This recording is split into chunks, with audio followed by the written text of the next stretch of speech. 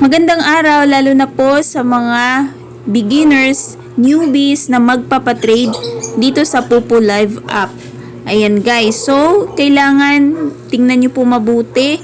Kung nagpa-trade po kayo, dapat i-check nyo po sa history ninyo ng coins kung may natanggap po kayong trade. Tulad nito guys, ito ay scammer.